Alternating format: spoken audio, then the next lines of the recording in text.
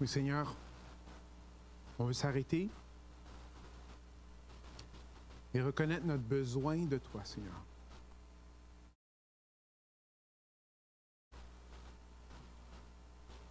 Seigneur, je te prie pour moi, je te prie pour nous.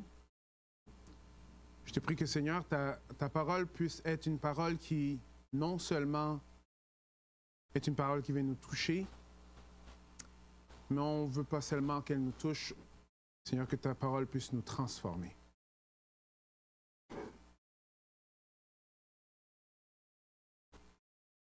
Je te demande pardon, Seigneur, pour toutes les fois que je essaye d'éviter les vraies choses, que je ne prends pas ta parole au sérieux ou que je me prends trop au sérieux.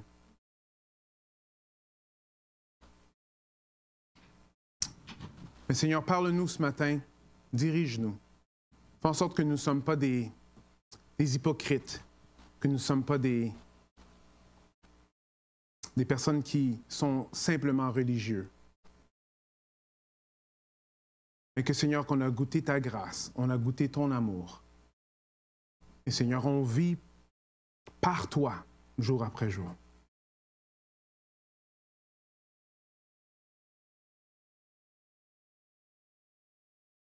Sans toi, on sait qu'il n'y a rien qui va se faire. Je prie ça en ton nom, Jésus. Amen.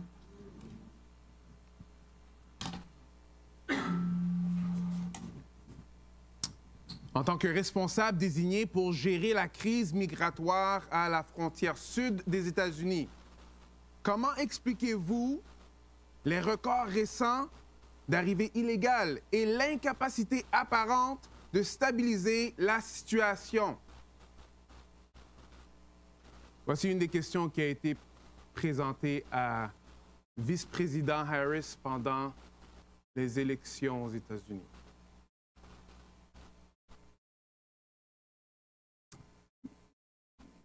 Une question assez touchy, une question assez difficile pour elle. Pourquoi? Parce qu'elle est vice-présidente en ce moment. Et cette question met en lumière, dans le fond, peut-être une façon de voir qu'elle n'est pas capable de gérer des gros dossiers. Ça peut donner... Ça peut passer le message que, dans le fond, elle n'est pas capable de gérer le pays. Alors, si elle répond d'une façon trop négative face à la situation, elle se met en danger. Si elle se met trop positive face à la situation, elle se met en danger. Alors, dans le fond, à droite, à gauche, ça va pas bien pour elle. Alors, une des choses qui avait été mentionnée régulièrement pour elle, c'est que pourquoi est-ce qu'on ne te voit pas plus dans les émissions où est-ce que le monde te pose des questions? Mais honnêtement, en y pensant, si j'étais elle, moi aussi, je ferais attention. Parce que c'est pas vrai que tu vas dans ces émissions-là et que le monde sont neutres. Ils vous attendent avec des questions. Ils ont des questions qui tuent. Des questions pour vous piéger, des questions pour faire en sorte que vous avez l'air de ce que vous êtes. Ou peut-être ce que vous êtes. Ça dépend. On a une émission ici au Québec. Tout le monde en parle. Est-ce que vous écoutez ça des fois? Alors, ça veut dire que vous êtes au courant de ça. Vous l'avez déjà écouté. Alors, l'idée, là, c'est d'essayer de coincer l'invité, avoir des questions qui tuent. Alors ici, ça dit ceci. Ça dit que sans questions difficiles ou les moments mémorables, right? Tout le monde en parle, risquerait de devenir juste un talk show banal.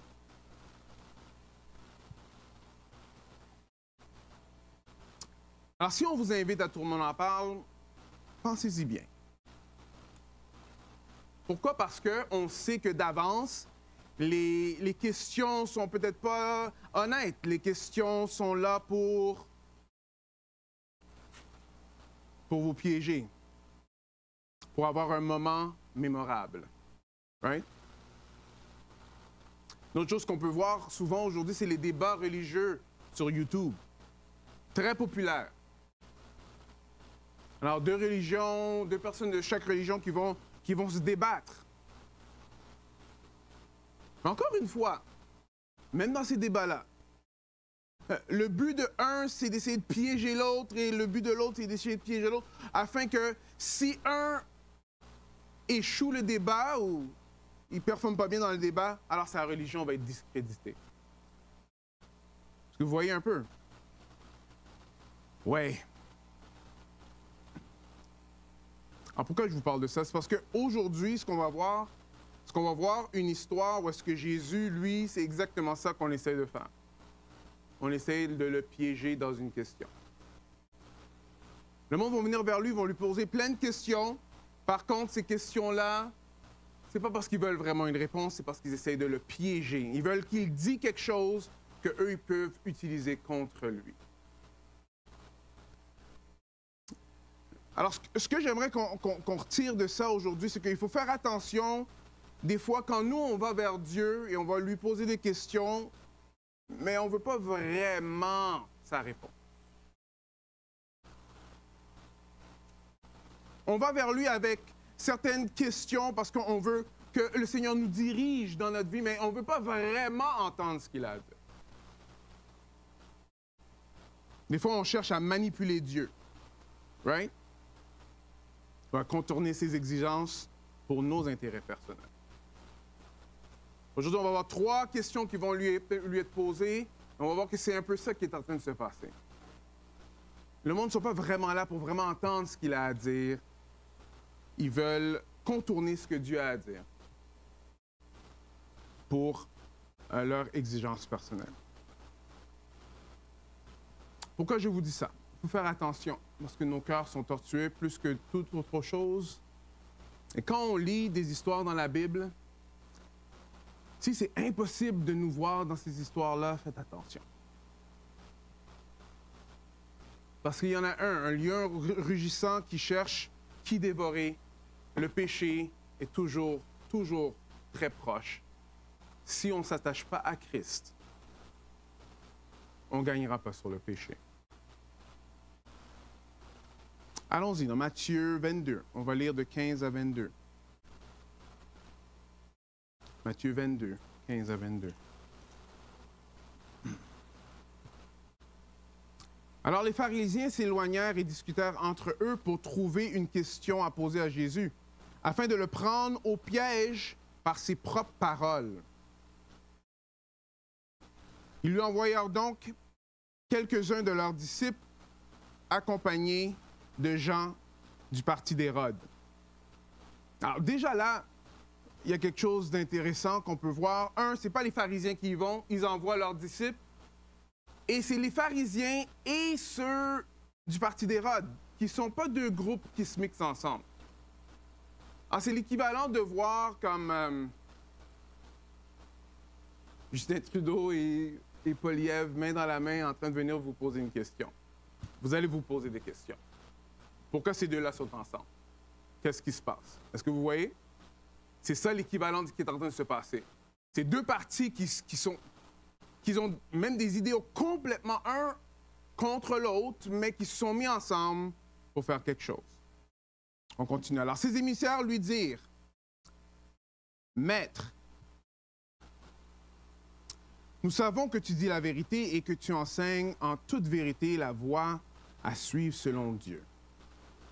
Tu ne te laisses pas influencer par personne, car tu ne regardes pas la position sociale des gens. Dis-nous donc ce que tu penses de ceci. A-t-on, oui ou non, le droit de payer des impôts à César? » Non seulement que c'est intéressant le groupe qui est là, mais comment il commence à parler?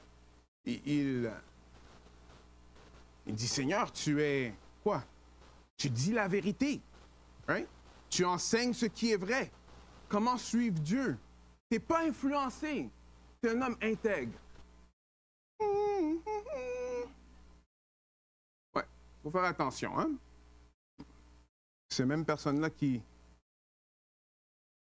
lui disent ces choses-là, ce sont les mêmes qui veulent essayer de le tuer. Et on continue. Alors, Matthieu 22, 18 à 22. Alors, mais Jésus connaissait leurs mauvaises intentions, leur répondit, hypocrite, hypocrite, pourquoi me tendez-vous un piège? Montrez-moi une pièce qui sert à payer cet impôt. Ils lui présentèrent une pièce d'argent. Alors il leur demanda, cette effigie et cette inscription, de qui sont-elles? De César. Alors Jésus leur dit alors, rendez donc à César ce qui revient à César et à Dieu ce qui revient à Dieu. En entendant cette réponse, ils restèrent tous déconcertés et le laissèrent donc et se retirèrent. Intéressant. Très intéressant. Pour moi, même en tant que jeune chrétien, quand je lisais cette histoire-là, j'ai trouvé la réponse de Jésus fascinante. On essaie de le piéger, mais lui, il sait exactement comment répondre. Lui, il n'évite pas les masses. Pourquoi? Parce que sa sagesse, c'est une sagesse divine. Sagesse divine. Mais la première chose qu'on voit, c'est qu'il y a certaines choses qui se passent. On voit que oui, les pharisiens et les hérodiens. Les pharisiens, eux, c'est intéressant parce que les pharisiens, eux, ils n'aimaient pas le fait qu'il y avait des païens qui étaient en train d'être les chefs du pays. Alors, l'idée de payer les taxes à des païens les outrageait. Les hérodiens, c'était le contraire, parce que c'est Rome qui les a placés au pouvoir. Alors, eux, ils étaient pro-Rome. Right? Alors, pas payer les taxes, ce serait un problème. Alors, ils se mettent ensemble et ils pensent que, OK, là, on l'a. Parce que non seulement qu'on a un groupe qui est pour, il y a un groupe qui est contre, qu'est-ce qu'il va répondre? Qu'est-ce qu'il va répondre? Si Jésus dit oui, il faut payer la taxe. Juste comme ça, oui, vous payez la taxe. Ah, là, les pharisiens disent, ah, vous voyez, il est anti-juif. Lui, il est pour les païens. Il veut que nous, on soit détruits. S'il dit juste oui comme ça. Et s'il dit non, oh!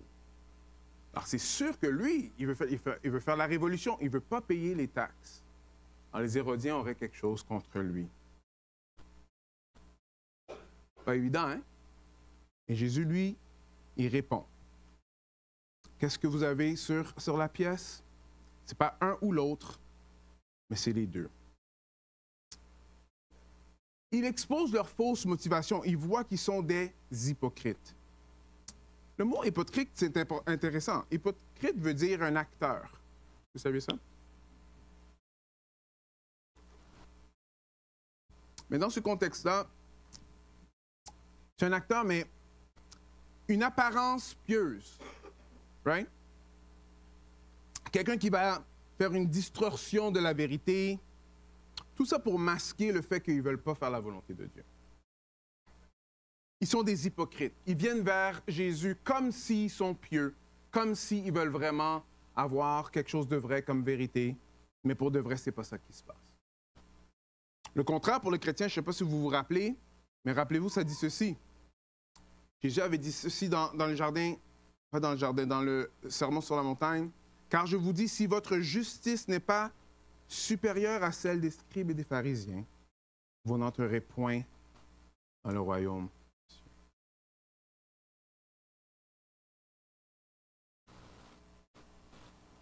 C'est pas simplement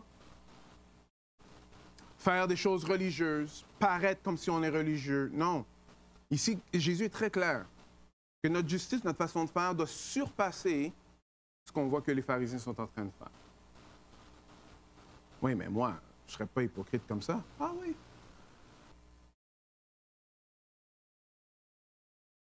Il y a quelque chose qui est intéressant ici, que je ne sais pas si vous voyez ceci, mais dans le grec, c'est beaucoup plus clair. Si vous voyez ici, on va voir que la question qu'il va leur poser, c'est est-ce que c'est... OK, ça c'est à la fin ici. Ça veut dire à la fin, est-ce qu'on a le droit de payer des impôts à César?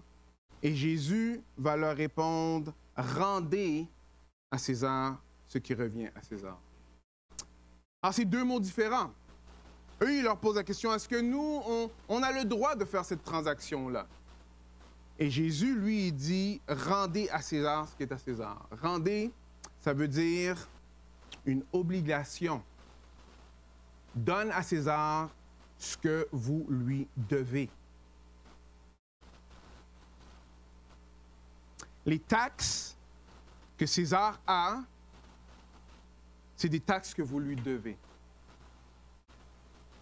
Et donnez ce que vous devez à Dieu. Ah, c'est intéressant de comprendre ça, parce que des fois, on pense que les taxes, c'est genre, bon, particulièrement au Québec, c'est pas toujours bien vu, les taxes. Mais la parole est très claire, les taxes, là, c'est quelque chose qu'on doit au gouvernement et qu'on est obligé de payer. Et c'est dans ce contexte-là que Jésus est en train de leur dire, oui, donnez à César ce qui est à César et donnez à Dieu ce qui est à Dieu. OK. C'est beau, pasteur, mais OK. Mais moi, j'ai une question pour toi. Est-ce que c'est correct de payer des taxes si on sait que le gouvernement est en train de faire des choses qui est contre la Bible?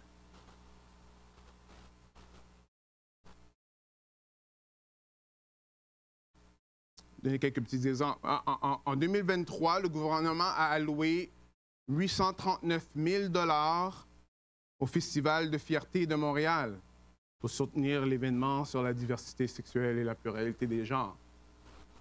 C'est les taxes qui payent pour ça. L'avortement, bon, c'est dans le cadre de la santé publique. C'est les taxes qui payent pour ça. Et même les processus juridiques qu'on utilise pour changer des lois, et même des lois qui vont contre nous. Les recherches, les discussions, les audiences, les mises en œuvre, les contestations juridiques, les campagnes publiques sont toutes payées par nos taxes. Alors, est-ce qu'on a le droit de payer les taxes? Est-ce qu'en payant les taxes, est-ce qu'on n'est pas juste en train d'aider ces choses-là? Qu'est-ce que ça veut dire donner à César ce qui est à César et ce qui est à Dieu qui est à Dieu? Vous voyez que la question n'est pas si loin de nous que ça. Right?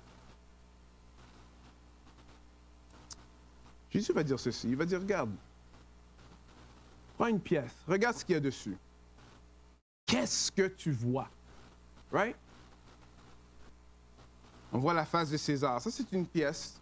Peut-être pas cette pièce-là, mais c'est une pièce qui avait deux choses. Alors, on voit la face de César, mais de l'autre côté, on a quelque chose d'autre. On a César qui est assis sur un trône avec une couronne.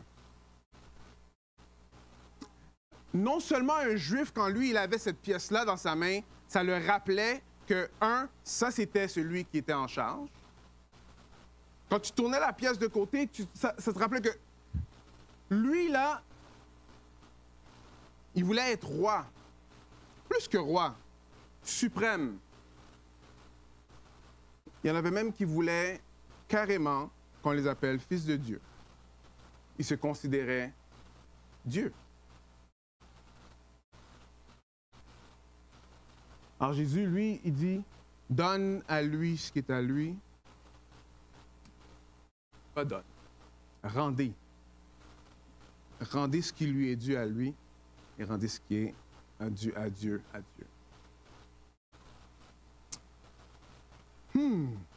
Bonne question, right? Allons dans Romains, parce que Romains explique un peu certaines choses. Romains 13, on va lire de 1 à 6. On va clarifier quelques petites choses. Après, on va rentrer dans le contexte dans lequel que Jésus et Paul sont en train d'écrire ceci. Que toute personne soit soumise aux autorités supérieures, car il n'y a pas d'autorité qui ne vienne de Dieu. Et les autorités qui existent ont été instituées par Dieu.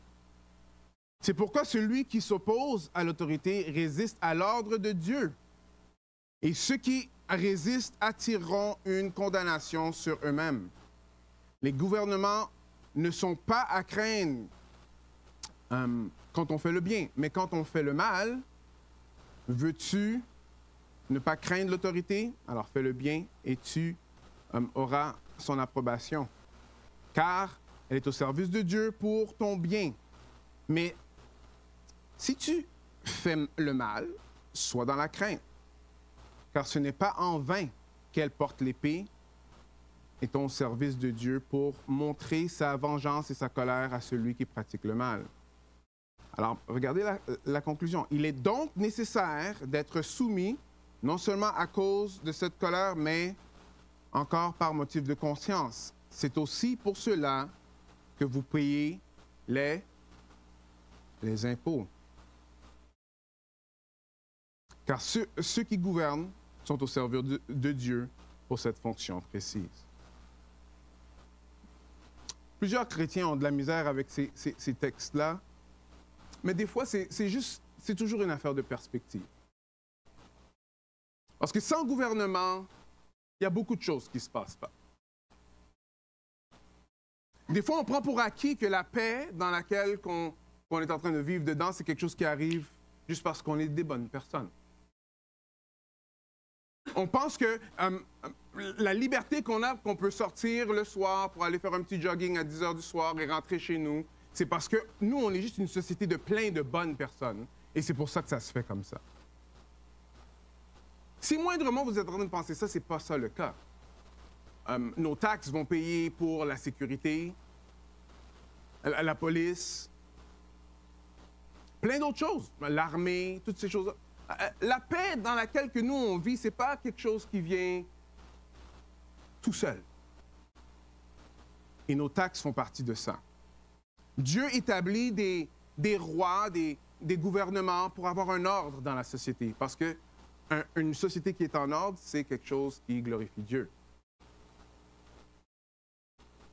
Il y en a qui croient non, c'est pas vrai. Alors va dans une société où il y a l'anarchie et tu reviendras très rapidement. Alors Dieu a établi les gouvernements afin qu'ils puissent avoir de l'ordre. Ici, on voit que ils sont là ils portent l'épée, voulant dire c'est eux qui ont la punition. Ils punissent ceux qui sortent de ce qui est bien et c'est ça, ils gardent l'ordre. Alors l'idée ici, on voit ici que eux, dans le fond, ils sont au service de Dieu. Mais est-ce qu'ils sont toujours en train de servir Dieu? Non. C'est pas toujours le cas. Mais eux, ils ont des comptes à rendre à Dieu. Mais est-ce que Jésus ne comprend pas cette situation-là? Il le comprend à 100%. Parce que dans ce temps-là, les Césars, eux, ils se faisaient des petits dieux. Même dans le temps de Paul, comme Néron, on a plusieurs choses qu'on voit que Néron est en train de faire avec les taxes. Regardez ce qu'il va dire. Pas ce qu'il va dire, mais ce qui se passait dans ce temps-là. Après le grand incendie de Rome, tu sais, Néron a décidé de se bâtir un gros palais somptueux, plein d'argent, avec des coûts exorbitants que le peuple a dit, mais c'est exagéré. Les campagnes militaires qu'il avait étaient très coûteuses et ça prenait beaucoup d'argent. Néron était connu pour ses spectacles grandioses. Je ne suis pas mal sûr qu'ils n'étaient pas des spectacles qu'on pourrait avoir dans des églises. Les dépenses excessives de Néron ont aggravé les tensions économiques dans l'Empire. L'impôt, un impôt qui s'appelait Ficus Judiacus, c'était un impôt qui était discriminatoire contre les Juifs. Les taxes étaient utilisées pour leurs différents temples. Les temples où est-ce qu'ils étaient en train d'adorer d'autres dieux. Il y avait même la prostitution dans le temple et toutes ces choses-là.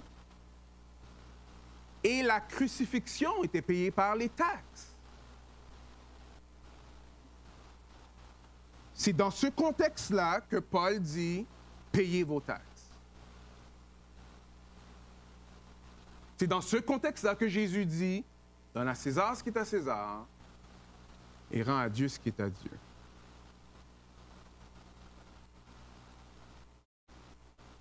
Les taxes, frères et sœurs, le texte est très clair, ce n'est pas une option, c'est quelque chose qu'on doit afin que Dieu, lui, puisse utiliser la société pour avoir un ordre.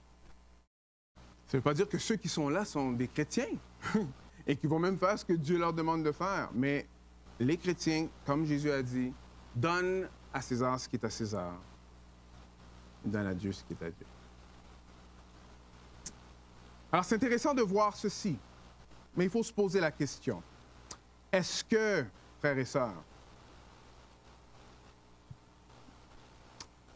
est-ce que quand on va vers Dieu, on veut vraiment faire ce que Dieu veut ou est-ce que ça doit rentrer dans notre façon de faire? Est-ce qu'on veut vraiment ces réponses? Parce que ces réponses sont ceci. On a besoin de donner à César ce qui lui est dû. Ce qui lui est dû. C'est un gros texte. Beaucoup d'implications. Excusez-moi, je cherche mon texte. Mais vous voyez, une des choses qui est intéressante ici, c'est que une autre chose qu'on peut voir, si on veut évaluer nos motivations, l'argent révèle beaucoup nos motivations. Tu veux que moi je donne de mon argent? Il y a un pasteur qui appelle un autre pasteur pour lui dire, écoute, l'argent que Dieu nous donne, c'est l'argent de Dieu. Alors pourquoi est-ce que moi j'irais donner l'argent de Dieu pour des choses qui ne sont pas de Dieu? Je comprends. Mais c'est qui donne l'argent? OK.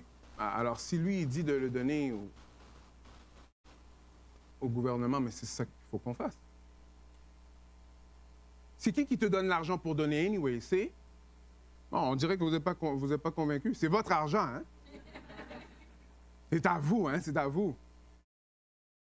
Si Dieu, demain, il décide que vous avez plus d'argent, vous n'aurez plus d'argent. C'est lui qui donne. Et lui, il nous montre comment le dépenser. Je vois certains d'entre vous qui ne sont pas convaincus.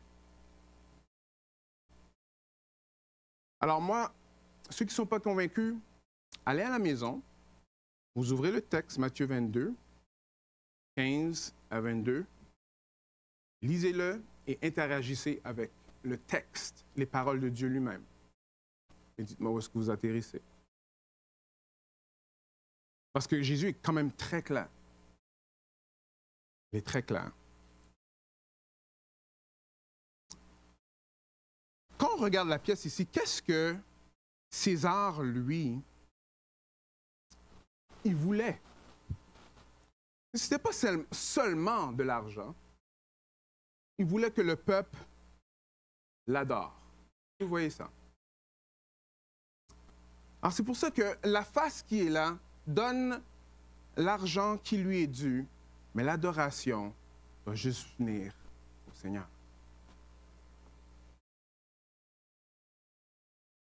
L'adoration doit juste venir au Seigneur. Le reste, donne ce qui lui est dû. Alors, vous voyez, César voulait ça. On voit ça avec Nebuchadnezzar. Il va dire aux trois jeunes gars, tu sais, mettez-vous à genoux devant cette statue. Et ils vont dire non. On n'est pas là pour t'adorer. Mais c'est une chose qui est très intéressante. À chaque fois qu'on voit du monde qui sont contre les autorités dans la Bible, ils sont pas en train de leur dire, ils sont toujours très respectueux. Ils vont les appeler rois. Ils vont les appeler gouverneurs. C'est intéressant, ça. C'est très loin de ce que nous, on fait dans la société d'aujourd'hui. C'est comme, si vous faites ça, alors là, j'ai le droit de faire ce que je veux. Non. Tout le long, ils vont respecter l'autorité tout en disant, mais regarde, moi, oui, je vais suivre ce que j'ai à suivre, mais qui que je vais obéir? Je vais obéir toi ou je vais obéir Dieu? Alors, qu'est-ce que ça veut dire pour nous chrétiens? Ça veut dire oui. Que si nous, on est demandé à faire des choses qui sont contre la parole de Dieu, alors il faut qu'on oublie Dieu, même si ça veut dire qu'on peut perdre notre vie pour.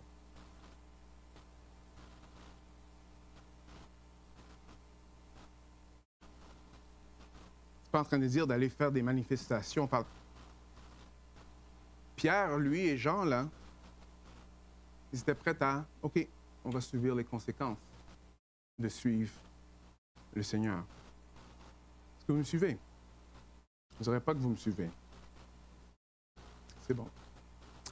Continuons dans le texte. Deuxième groupe, les Sadducéens. Intéressant ces gars-là. On va lire à travers. Alors, le même jour, les Sadducéens qui disent qu'il n'a pas de résurrection s'approchèrent de Jésus-Christ et lui posèrent cette question. Maître, Moïse a dit, si quelqu'un meurt sans enfant, son frère épousera la veuve et suscitera une descendance à son frère. Or, il y avait parmi nous 7 frères. Le premier se maria et mourut, et comme il n'avait pas d'enfant, il laissa sa femme à son frère. Il en fut de même du deuxième, puis du troisième, jusqu'au 7e. Après eux tous, la femme mourut. À la résurrection duquel des 7 frères, à la résurrection duquel des 7 frères serait-elle donc la femme? Car tous l'ont eue. Alors Jésus leur répondit, vous êtes dans l'erreur, parce que vous ne comprenez ni les Écritures, ni la puissance de Dieu. Car à la résurrection, les hommes ne prendront pas de femmes, ni les femmes de mari, mais ils seront comme les anges dans le ciel. Pour ceux qui... J'ai pas vraiment compris le Amen, c'est comme genre, OK, bon, finalement, OK, on va pas être mariés dans le ciel, c'est ça que vous êtes en train de dire? Non, c'est correct. Amen. Amen pour la parole. Je comprends, OK. Matthieu 22, 31-33. Alors, pour ce qui est de la résurrection des morts, n'avez-vous pas lu ce que Dieu vous a dit? Moi, je suis le Dieu d'Abraham, le Dieu d'Isaac, le Dieu de Jacob. Dieu n'est pas le Dieu des morts, mais des vivants. Les foules qui écoutaient furent frappées par l'enseignement de Jésus. Ce qui est intéressant, c'est parce que Matthieu commence à dire que les Sadducéens ne croyaient même pas dans la résurrection. Alors pourquoi la question? C'est de l'hypocrisie complète. Ils ne sont pas là pour vraiment avoir une réponse. Mais ce que nous, on peut tirer de ça, c'est ce que Jésus dit de eux. Ils disent, vous êtes dans l'erreur parce que vous ne comprenez ni les Écritures, ni la puissance de Dieu. Alors Jésus, ici, il n'est pas en train d'attaquer leurs questions en tant que telles. Il est en train de leur dire, mais vous savez c'est quoi le problème? Le problème, c'est que vous ne connaissez même pas les Écritures. Les Sadducéens étaient reconnus comme, bon, nous, on est du monde juste du Pentateuque. On prend les 5 livres de la Bible, les 5 premiers livres, et c'est tout. Tout le reste, nous, on n'est pas dans ça. Et dans les 5 livres de la Bible, on ne voit pas qu'il y a des résurrections, alors on ne croit pas dans ça. Jésus est en train de leur dire, vous ne comprenez ni les Écritures et ni la puissance de Dieu. C'est pour ça que vous posez une question comme ça. Alors oui, au ciel, il n'y a pas de mariage, on est comme des anges. Mais l'idée ici, c'est que eux, ils sont allés poser une question à Jésus, mais ils n'étaient même pas prêts à laisser la parole de Dieu transformer leurs pensées. On est capable de manipuler la vérité de Dieu pour que ça fasse notre affaire, n'est-ce pas? Ah, bon, ces livres-là, c'est un peu trop difficile. Moi, je veux juste rester dans ce... Ah, je veux juste rester avec ce verset. Ouais, ça va être mon verset. Moi, je suis Dieu, juste avec ce verset-là. Ouais. En tout cas, ça peut marcher pendant quelques jours, mais ça ne va pas faire des chrétiens solides, je peux vous garantir ça. Est-ce que vous me suivez? Alors, Jésus appuie que c'est sûr qu'il y a une résurrection. Pourquoi? Parce que, Dieu n'est pas le Dieu des morts, il est le Dieu des vivants. Il est le Dieu des vivants. Est-ce qu'on laisse la façon que Dieu, lui, il parle, nous transforme? Je pense que ça, c'est une des choses qu'il faut qu'on tire de ça. Toute la parole de Dieu, du début à la fin, qu'on laisse ces paroles-là nous diriger. Parce que le problème des Sadducéens, eux, c'est pas exactement l'hypocrisie, eux, c'était plus juste l'ignorance. Peut-être l'endurcissement de cœur, mais l'ignorance. Tim Keller l'a dit, si Dieu, lui, n'est pas capable de te dire non, c'est probablement pas Dieu. C'est un Dieu que tu as inventé dans ta tête. Dieu va dire non, il va dire à droite, il va dire à gauche, même si nous, on veut aller de l'autre côté.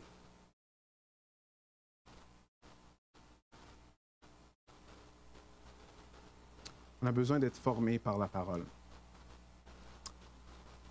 Passons aux pharisiens. Maintenant, les pharisiens vont venir. Et eux, ils vont poser une question à Jésus. Les pharisiens apprirent qu'il avait réduit au silence les Sadducéens. Et ils se rassemblèrent. Et l'un d'eux, docteur de la loi, lui posa cette question pour le mettre à l'épreuve. Il dit, « Maître, quel est le plus grand commandement de la loi? » Jésus lui dit, « Tu aimeras le Seigneur ton Dieu de tout ton cœur, de toute ton âme, de toute ta pensée. » C'est le premier et le plus grand commandement. Et voici le second, qui lui est semblable, « Tu aimeras ton prochain comme toi-même. » De ces deux commandements dépendent toute la loi et les prophètes. Toute la loi et les prophètes dépendent sur ceci. Mais c'est quoi la volonté de Dieu? C'est quoi la volonté de Dieu? Vous voyez, tu aimeras ton Dieu de tout ton cœur, de toute ton âme, de toute ta pensée. C'est quelque chose que les Juifs, eux, ils le disent chaque jour. Ça s'appelle le Shema. Tu es en train de piéger Jésus, là, pour voir, mais qu'est-ce que lui, il va répondre en ce moment? Mais Jésus, lui, il a compris que c'est pas juste, OK, Dieu, moi et Dieu, dans ma chambre tout seul, mais tu aimeras ton prochain comme toi-même. Tu aimeras ton prochain comme toi-même. Alors, ce qu'on voit ici, c'est que Jésus ramène les objectifs, nous ramène exactement où est-ce que nous, on doit obéir. C'est quoi? On a besoin d'aimer Dieu de tout notre cœur, de toute notre pensée. Aimer notre prochain comme nous-mêmes. Alors, première histoire, c'est des personnes qui ne veulent pas vraiment voir ce que Jésus a à dire. Deuxième histoire, des personnes qui ne prennent pas la parole au sérieux. Troisième histoire, c'est d'essayer de voir, OK, qu'est-ce que Jésus va dire? Et Jésus le ramène à une chose. Il dit que c'est important d'aimer Dieu de tout notre cœur. Parce que ça aussi, il y a une chose qui peut nous aider contre l'hypocrisie, c'est notre amour pour Dieu. Et ici, comme on voit, Dieu veut notre cœur. Dieu veut notre cœur. Vous voyez, si on est en train de penser à plusieurs autres systèmes religieux, il y en a plusieurs qui peuvent dire les mêmes choses jusqu'ici. You know? Il peut dire, OK, non, mais tu as besoin d'aimer Dieu de tout ton cœur, tu as besoin de ne pas être hypocrite, de te laisser former par sa parole. Alors, on peut voir, il y a beaucoup de systèmes religieux qui peuvent dire cette chose-là. Mais Jésus n'arrête pas là. Là, il dit, OK, moi, j'ai une question à vous poser. Comme les pharisiens étaient assemblés, Jésus leur posa cette question. Que pensez-vous du Christ? Que pensez-vous du Christ? De qui est-il fils? Ils lui répondirent, de David. Et Jésus leur dit, comment donc David, animé par l'Esprit, l'appelle-t-il Seigneur lorsqu'il dit, le Seigneur dit à mon Seigneur, assieds-toi à ma droite, jusqu'à ce que je mette tes ennemis sous tes pieds. Alors si donc David l'appelle Seigneur, comment est-il son fils? Nul ne peut lui répondre un mot. Et depuis ce jour, personne n'osa lui poser des questions. Dans le fond, là, comme Jésus a montré qu'il est goated, comme les jeunes vont dire. Quand lui, il va dire, quand il dit une affaire, c'est fini. C'est on drop le mic, whatever. Pour ceux, il est hot, dans le fond. Mais c'est intéressant ici que Jésus ne laisse pas juste à propos de ne pas être hypocrite, d'être honnête, de laisser la parole de Dieu transformer ta parole, d'aimer Dieu de tout ton cœur, d'aimer ton prochain comme toi-même. Il va dire, oui, mais que pensez-vous du Christ? Ça, c'est la question. C'est là que le bas blesse. On peut passer de plein de choses, mais que pensez-vous du Christ? C'est intéressant ici parce que c'est pas que David, lui, il est en train de voir Jésus et de parler Jésus comme Seigneur, comme Dieu, là. C'est pas vraiment ça qui est en train de se passer ici. C'est que il y a quelqu'un qui est supérieur au roi. C'est ça qui est drôle. Le roi va dire Seigneur, quelqu'un qui est supérieur à lui, Adoni. OK. Mais qui est supérieur à David? L'idée qui est intéressante, c'est que, OK, mais si lui est en train de dire que lui est supérieur, mais alors le fils, c'est qui? Est-ce que son fils est supérieur à lui? C'est exactement ça que Christ est en train de dire. Je suis le Messie. La seule personne qui peut s'asseoir à la droite de Dieu, c'est le Messie. Je suis lui. Que pensez-vous du Christ?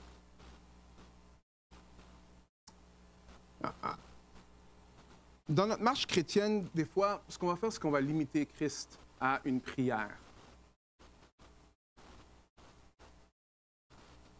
J'ai prié au début de ma vie chrétienne. De temps en temps, quand ça va pas bien, je vais le prier.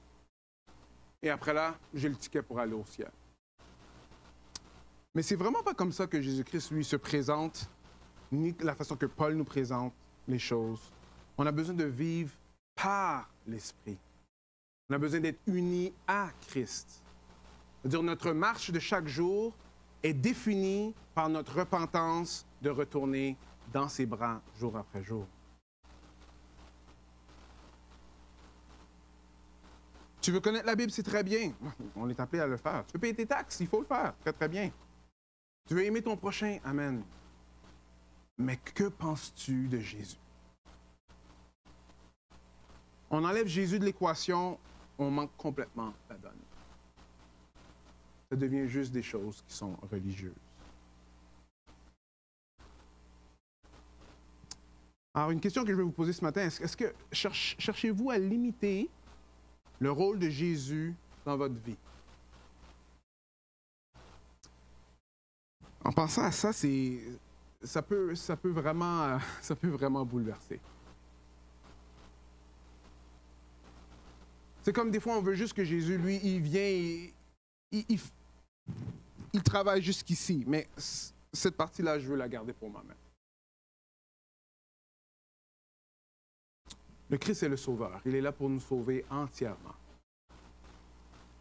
Et souvent, ça veut dire qu'il a besoin d'aller dans des parties dans nos vies qu'on ne veut pas qu'il aille, afin que nous, on ressemble de plus en plus comme lui.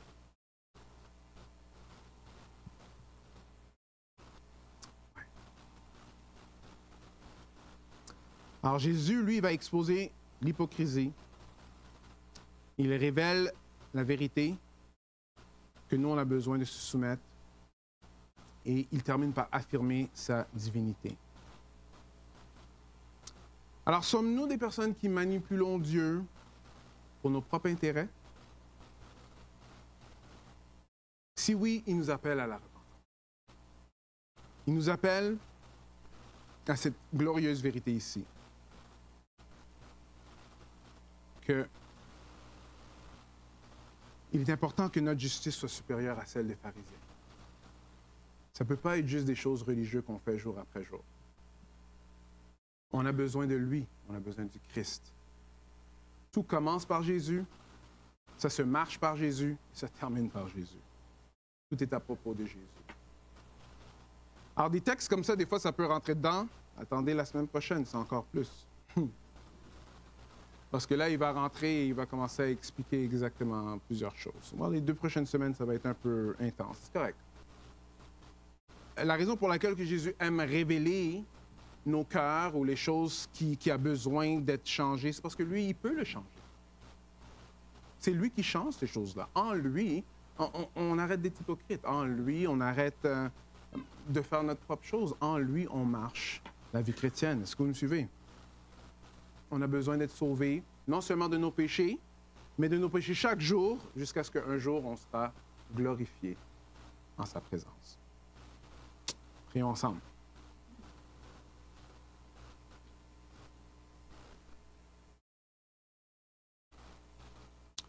Que pensez-vous du Christ?